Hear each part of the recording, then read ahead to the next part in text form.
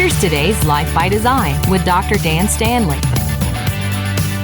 Dan here, and this is Life by Design. We talk about this notion that I love it when the Bible gives you stuff to do. I mean, real quality stuff to do. And 1 Thessalonians 5 is a good example of that.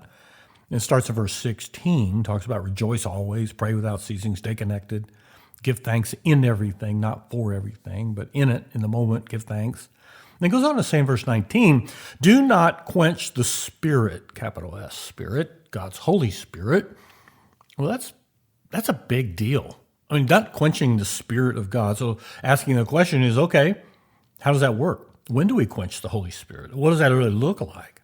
And I think one way it goes on to say, do not despise prophetic utterances. So what does that mean? Well, God's showing things to you and to people that there is something that God's trying to speak into the world today, speaking using his word at a specific moment in time.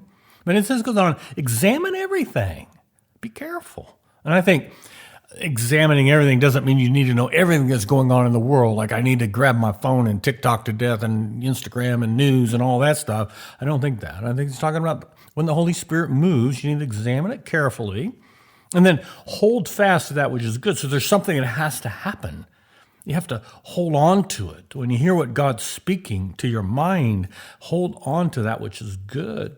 And it goes on to say, abstain from every form of evil. So these are moving it into the physicality of our being.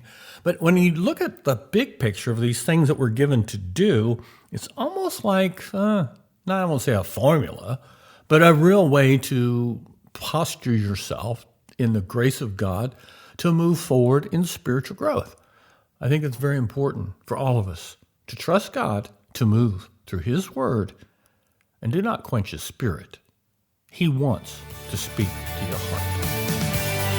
Dr. Stanley is an author, pastor, conference speaker, and the founder of International Growth Institute. He's dedicated to spiritual growth and helping God's people thrive.